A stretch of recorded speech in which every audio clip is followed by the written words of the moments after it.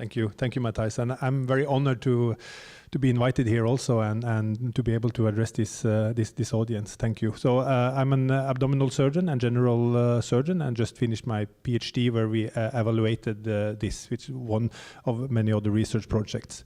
So the organization is called, it's called CapaCare, and we are also financed by the United Nations Population Fund in Sierra Leone. So this is a locally funded program inside Sierra Leone.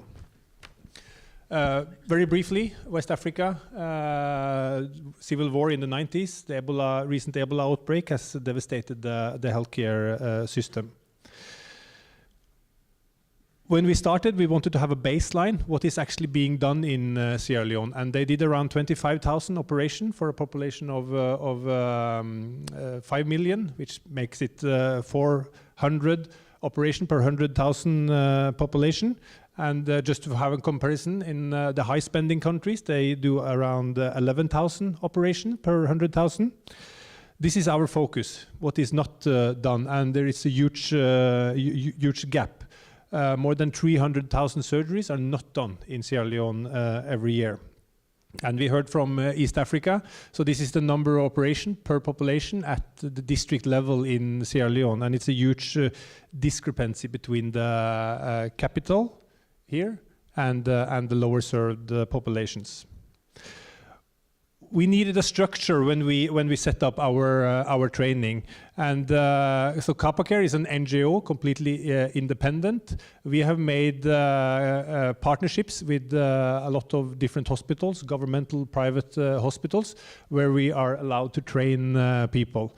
And then we have financial support from the UN and from NORA, this is a Norwegian one. And then we have an academic part where we also collaborate with all other academic centers, and this is just a few of those we are collaborating with.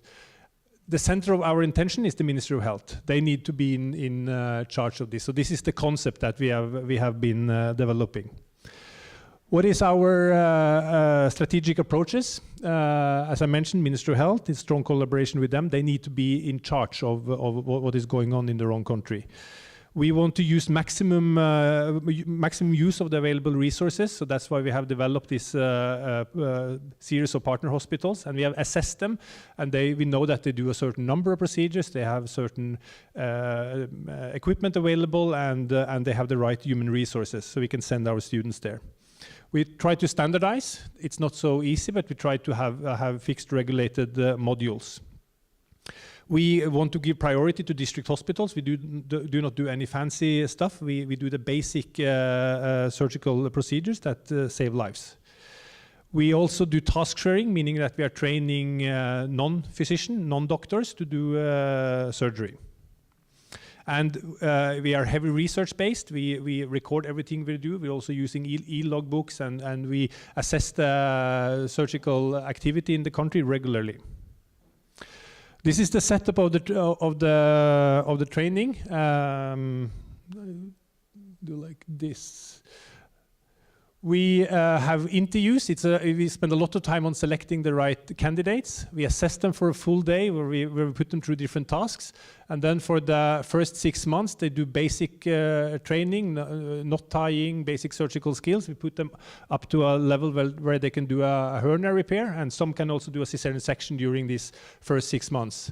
Then they rotate to partner hospitals where they practice what we teach them. We have modules, so 6 modules, the same are taught all the time, and then we repeat the modules later on. We bring them back to the basic training center. And then after 2 years, they have an internship in surgery and obstetrics in the main tertiary hospitals in Sierra Leone. And when they're finished, we hand them over to the government. We evaluate all the trainees. We introduce 7 new trainees every 6 months, so 14 new every year. And those are the hospitals involved.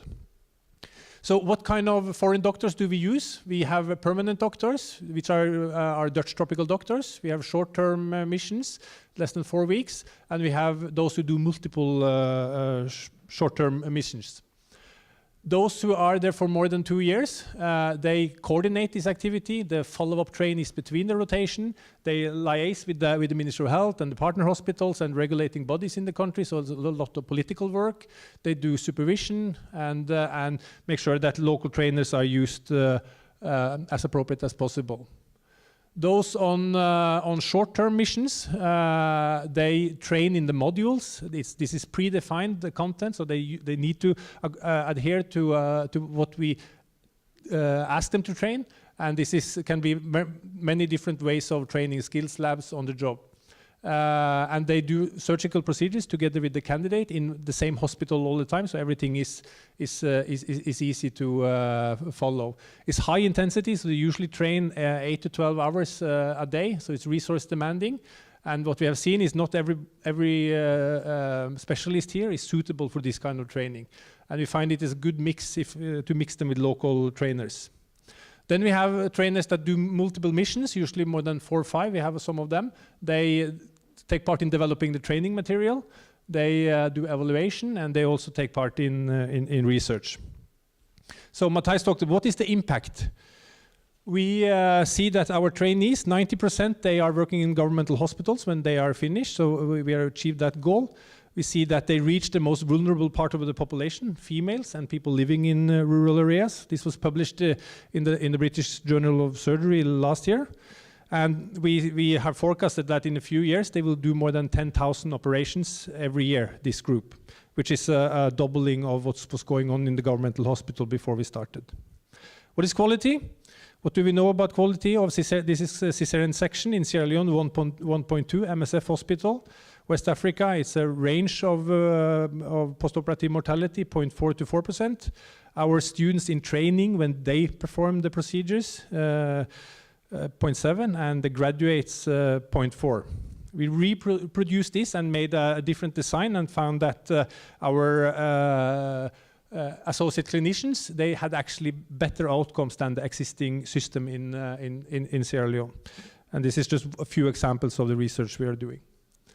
For discussion, we will leave this to afterwards maybe, or should I read it up?